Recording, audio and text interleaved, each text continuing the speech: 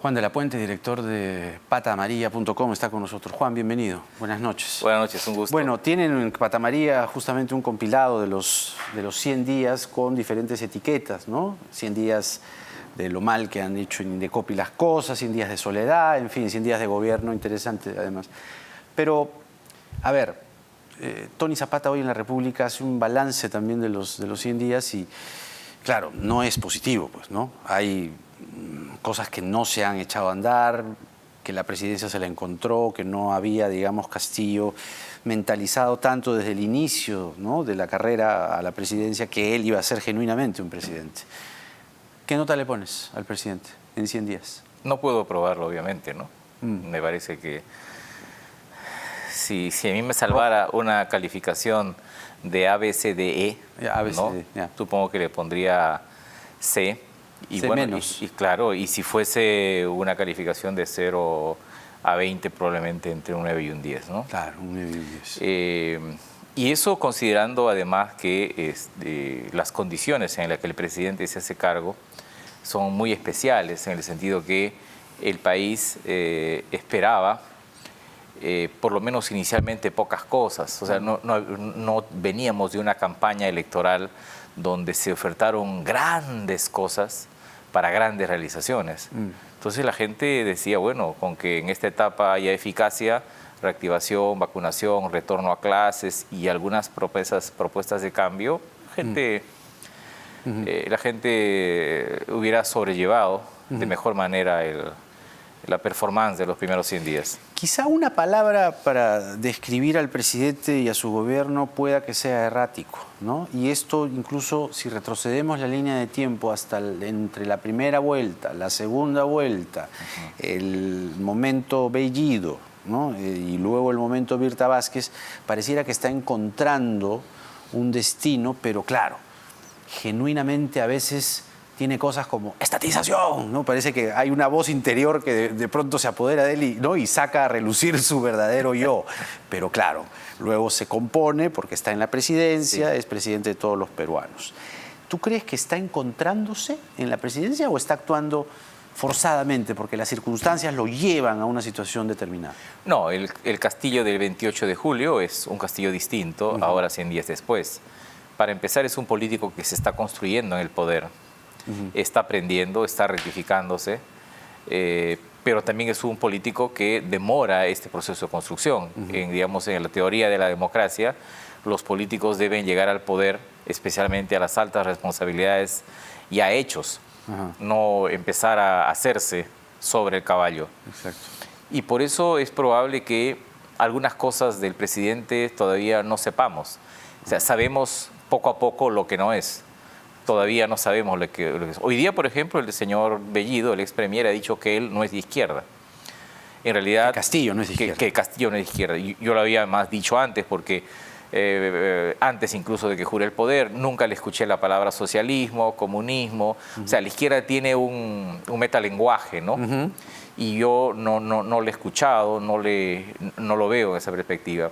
Digo esto porque la narrativa de la primera etapa de la oposición al gobierno del presidente Castillo era tildar a su proyecto de comunista y que venía a quedarse.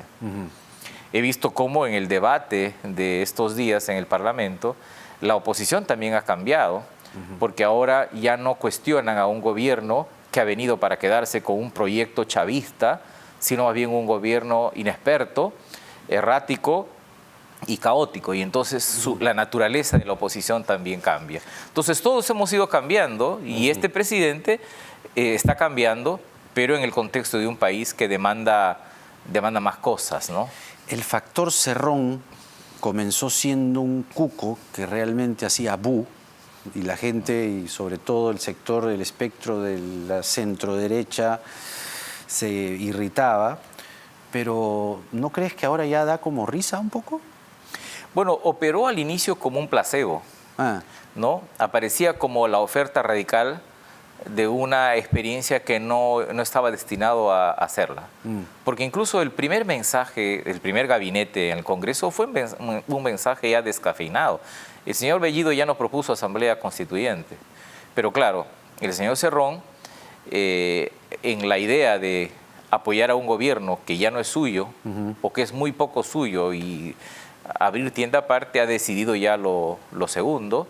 Y claro, eso es una cosa riesgosa para el gobierno, para el Parlamento, pero para su partido mismo, porque podría terminar abrazado desde la ultraizquierda con la ultraderecha, que es lo que se ha dicho en las últimas horas, ¿no? Claro. Barranzuela parece ser el último aletazo, ¿no?, de Cerrón, porque Barranzuela pues ha sido su abogado, ha sido abogado de Guido Bellido, abogado de Perú Libre.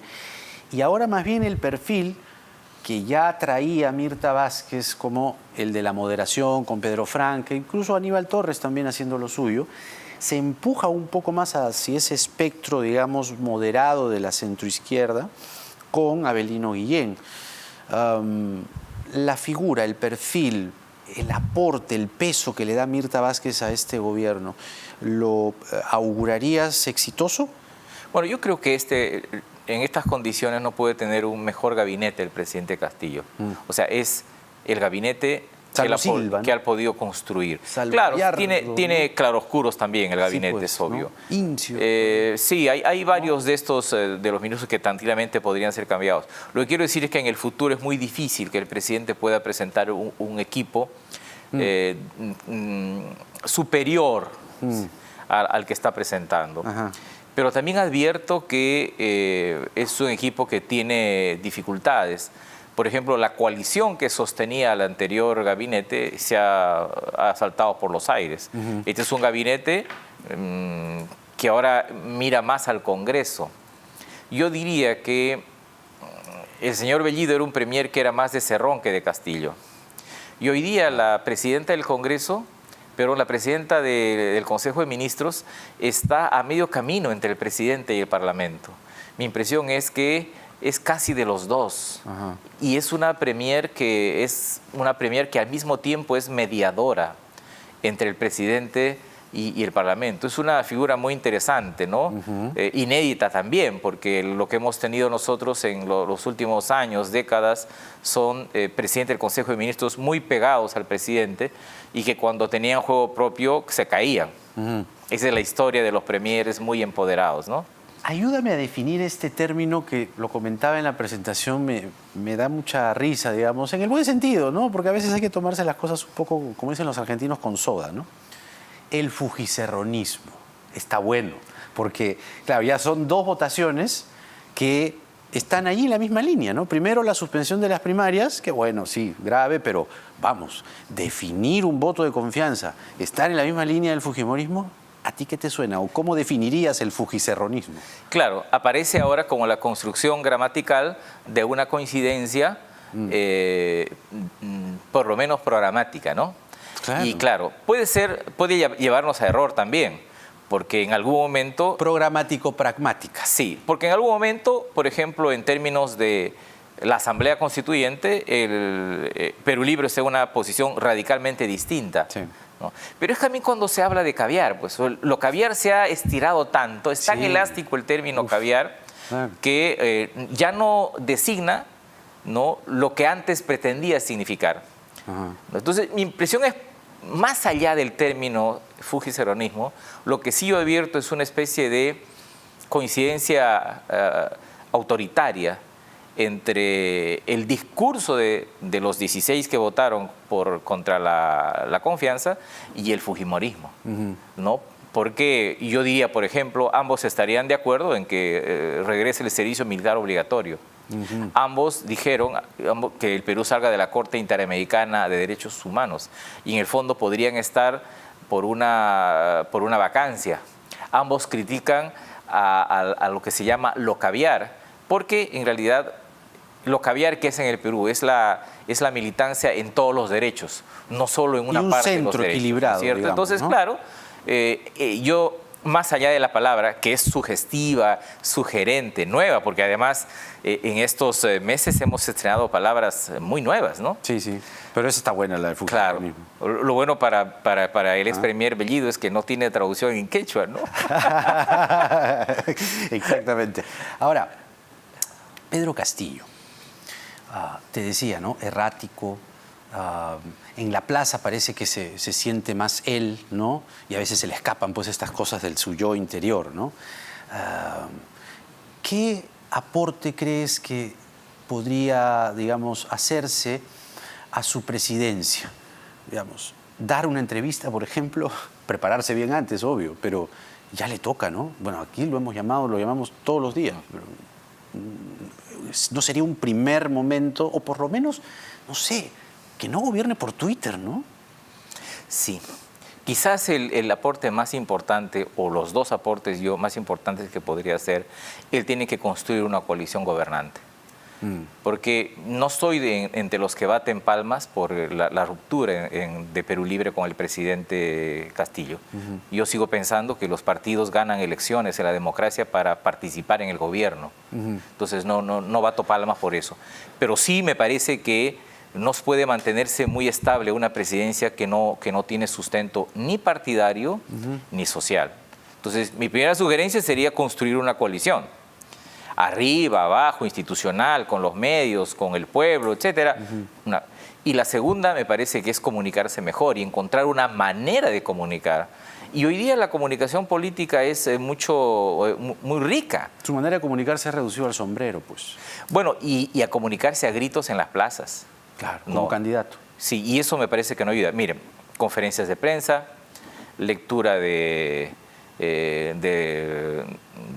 papeles, es decir, de comunicados, claro, ¿no? Lo que se llama una comparecencia, lectura de una declaración, notas de prensa, se tiene un vocero, una conferencia al estilo Vizcarra, ¿no? O sea, él abre juego, Vizcarra que abría juego y hablaban los ministros, pero sí se necesita resolver este asunto de la comunicación, porque no solo es forma, me parece que también es contenido, ¿no?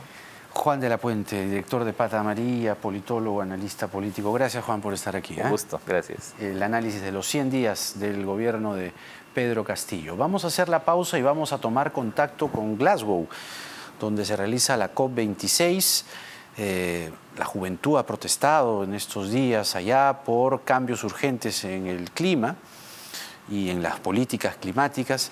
Mucho ha llamado también la atención los jets privados, ¿no?, que transportaron a los mandatarios a Glasgow. Pero está Fabiola Muñoz, ex ministra del Ambiente, por allá. Vamos a preguntarle un poco cómo van las cosas por Glasgow. Pero también queremos hablar de este proyecto que ha aparecido en los días, también que ha pasado desapercibido, de querer favorecer al Tecnopor y retrasar al 2023 la entrada en vigencia de norma que prohíbe el uso de este material. ¿Sabe cuánto tarda en degradarse el Tecnopor? 500 años. ¿Qué bancada presenta el proyecto? Fuerza Popular, porque nada está dicho.